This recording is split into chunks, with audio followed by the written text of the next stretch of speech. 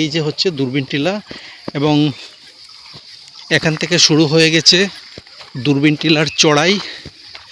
তো অনেকটা পথ উপরে উঠে গিয়ে আমি তোমাদের সেখান থেকে ভিজুয়ালসগুলো দেখাবো। অনেক খাড়া চড়াই রয়েছে, এই যে দেখো অনেক খাড়া রয়েছে, অনেক কষ্ট করে আমাদের উপরে উঠতে হচ্ছে। আমি শেষবার যখন এখানে এসেছিলাম তখনও একইভাবে কষ্ট করে হেঁটে হেঁটে উপরে উঠতে হয়েছে, আর এবারও একইভাবে কষ্ট করতে হচ্ছে। তো এই যে দেখো আমরা অলমোস্ট পৌঁছে গেছি। এই হচ্ছে দূরবীন টিলা, আরও কিছুটা পথ যেতে হবে, তারপর আমরা উপরে উঠে যাব। তো ফাইনালি আমরা দূরবীন টিলায় চলে এসেছি। এই যে হচ্ছে টিলার উপরে যে স্থানটা রয়েছে সেখানে আমি তোমাদের নিয়ে যাব। তার আগে টিলার উপর থেকে নিচের দৃশ্যটা একবার তোমাদের দেখাই। এই যে দেখো অসাধারণ দৃশ্য, অস্তমিত সূর্য,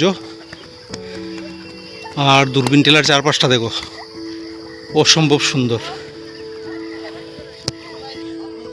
এখানে রোজ বিকেলেই শহরের বিভিন্ন প্রান্ত থেকে মানুষ আসেন। এই জায়গাটা অনেক সুন্দর আর এই জায়গাটা আকর্ষণ করে মানুষকে, তাই তারা প্রতিদিন এভাবেই বিকালে চলে আসেন এখানে।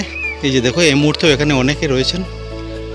তো চলো এবার দূরবীন টিলার সবচেয়ে উপরের যে স্থানটা রয়েছে সেখানে নিয়ে যাই তোমাদের। এই যে দেখো এটাই হলো দূরবীন টিলার সবচেয়ে উপরের স্থান। এখান থেকেই গোটা শহরটাকে দেখা যায়। চলো তোমাদের দেখাই।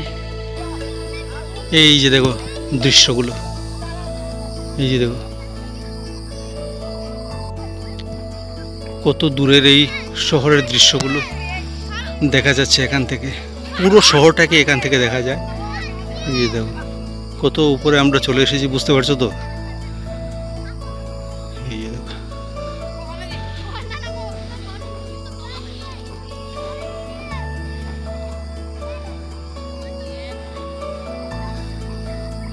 দর্শনীয় এই জায়গাটা, দর্শনীয়। এই জায়গাটা দেখার জন্যই এত দূর, এত কষ্ট করে এখানে এসেছি। চারদিকে সবুজে ঘেরা এই স্থানটা, সবুজের মাঝে একটা টিলা দাঁড়িয়ে রয়েছে। কার মন চাইবে না এখানে আসতে বলো? গোধূলির এই স্নিগ্ধ মুহূর্তের আনন্দ উপভোগ করতে কার মন চাইবে না বলো? এই মনোমুগ্ধকর দৃশ্যই টেনে আনে সবাইকে। এই যে দেখো আরও একটা স্পট, এখান থেকে দেখো মন্দিরটাকে দেখাই। এই যে দেখো নিচে মন্দিরটা, এখানে বেশ কিছু ঘরবাড়িও রয়েছে। চলো আরেকটা সাইড তোমাদের দেখাই।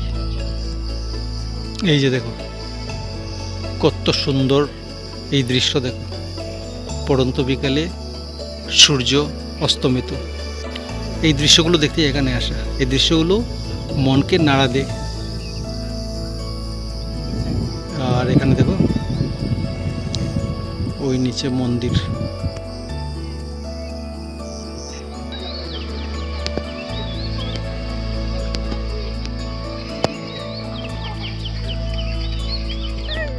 এই যে দেখো এটা হচ্ছে দূরবীন টিলার পেছন দিকটা, বিশাল এলাকা দেখো।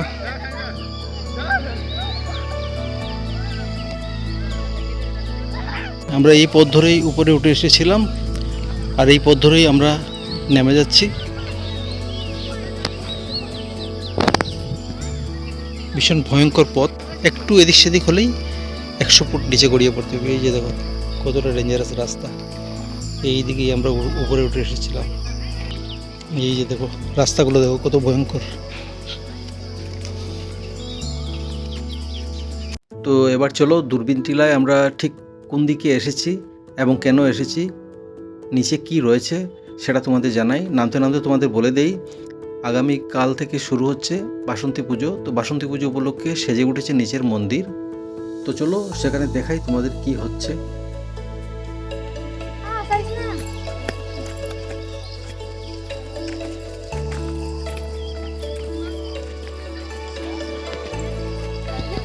এই যে দেখো এখানে প্রতিদিনই এভাবেই মানুষ আসেন, বিভিন্ন প্রান্ত থেকে তারা এসেছেন এখানে।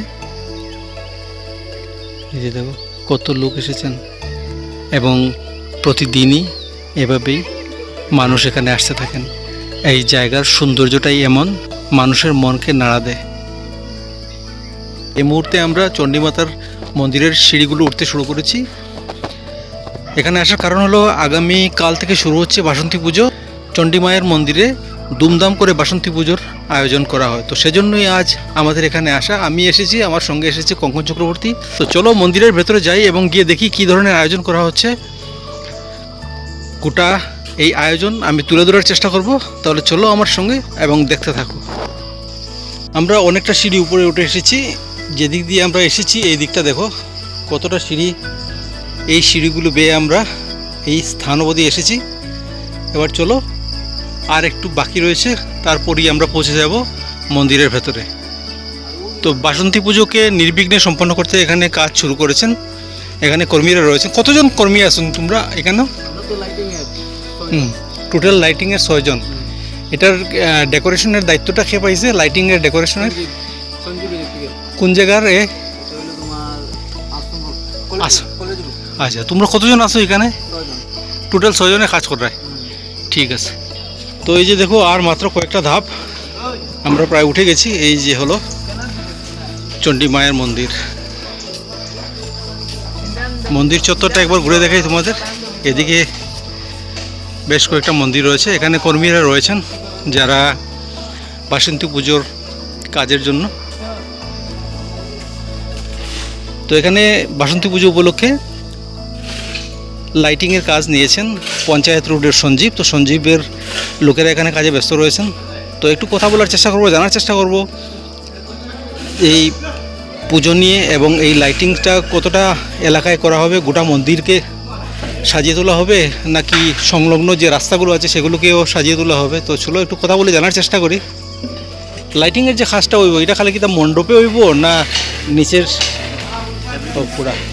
টোটাল কতজন আছো তোমরা? 6 জন। আচ্ছা আচ্ছা, ঠিক আছে, তাহলে কাজ করো তোমরা। এই হচ্ছে চণ্ডী মায়ের মণ্ডপ। বাকি মণ্ডপগুলো একটা একটা করে তোমাদের দেখাই চলো। এই যে এটা হচ্ছে শিব মন্দির। এখানে বজরংবলীর মন্দির রয়েছে। এই যে দেখো এখান থেকে শুরু করে এখানে বেশ কিছু মণ্ডপ রয়েছে। আর এই এটা হচ্ছে পুরো মন্দির চত্বরটা। মন্দিরের ঠিক উল্টো দিকেও আরেকটা জায়গা রয়েছে, সেটাও দেখাবো তোমাদের। এখানে রয়েছেন নন্দী মহারাজ। নন্দী মহারাজের উপর দিয়ে আমরা শিব মন্দিরটাকে দর্শন করি চলো। এই যে দেখো শিব মন্দির। এখানে রঙের কাজ করছেন মিস্ত্রিরা। বেশ কয়েকজন রং মিস্ত্রি রয়েছেন এখানে, মন্দিরকে সাজিয়ে তোলার কাজ করছেন তারা। এই যে এটা হলো মন্দির সংলগ্ন স্থান, যে স্থানটার কথা আগে তোমাদের বলেছিলাম। এখানে মন্দিরের পরিসরটাকে বাড়ানো হচ্ছে, নতুন কনস্ট্রাকশন তৈরি করা হচ্ছে এখানে। আমি চণ্ডী মায়ের মন্দিরে আগেও এসেছি এবং আগেও আমি এখান থেকে একটা ভিডিও আপলোড করেছিলাম, হয়তো তোমরা দেখেছো। এই যে দেখো মন্দিরের পরিসর বাড়ানোর যে কাজটা চলছে সেটাই তোমাদের দেখাচ্ছি। এখানে দেখো নতুন করে কনস্ট্রাকশন হচ্ছে। এখানে দেখো ঈশান দেওয়া হয়েছে এই স্থানটা কিছুদিন আগেও একটা টিলা ছিল, টিলাকে কেটে সমতল করা হয়েছে এবং এখানে মন্দিরের সম্প্রসারণের কাজটা চলছে। এই চণ্ডী মায়ের মন্দিরে একটা শতবর্ষ পুরনো বটগাছ রয়েছে, যে বটগাছটা আমি আগেও তোমাদের দেখিয়েছিলাম, আজ আবার তোমাদের দেখাচ্ছি। এই যে দেখো কত বিশাল বটগাছ এটা, এবং এর অনন্ত শাখা প্রশাখাগুলোকে একবার তোমরা দেখো।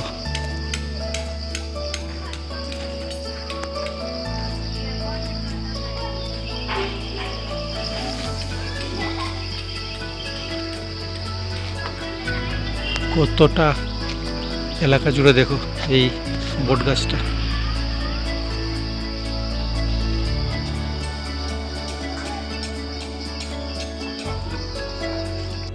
এই যে হলো চণ্ডী মায়ের মন্দিরের প্রবেশপথ। এদিক দিয়ে আমাদের মন্দিরে যেতে হবে, যেখান থেকে আমরা এইমাত্র নেমে এসেছি। আর মন্দিরের আসার রাস্তা হলো এটা। এই রাস্তাটা আমি আগে গিয়ে তোমাদের দেখাবো, শিলচর থেকে আসার পথে কিভাবে এখানে আসতে হবে। তাহলে চলো যাই, রাস্তাটা তোমাদের দেখাই। এই যে দেখো, শিলচর থেকে অন্নপূর্ণা ঘাটে বরাক সেতু হয়ে এই রাস্তা ধরেই আসতে হবে। তারপর এখানে এসে রাস্তাটা এদিকে চলে গেছে, যেখান থেকে আমরা এইমাত্র বেরিয়ে এসেছি, এবং চণ্ডী মায়ের মণ্ডপের গেটের সামনের অংশটা তোমাদের তুলে ধরার চেষ্টা করেছি। তো এটাই হচ্ছে রাস্তা, শিলচর থেকে অন্নপূর্ণা ঘাটের বরাক সেতু হয়ে এদিকে আসতে হবে। তারপর এখানে এসে এই যে বাঁক নিয়ে এদিকে রাস্তাটা চলে গেছে ভেতরে, এদিকেই সামনে রয়েছে চণ্ডী মায়ের মন্দির, এবং মন্দিরের ঠিক উপরে রয়েছে দূরবীন টিলা, যেখান থেকে আমরা এই প্রতিবেদনটা তুলে ধরার চেষ্টা করেছি। তাহলে তোমরা এই প্রতিবেদনটা দেখতে থাকো, ভালো থাকো, সুস্থ থাকো, জয় হিন্দ।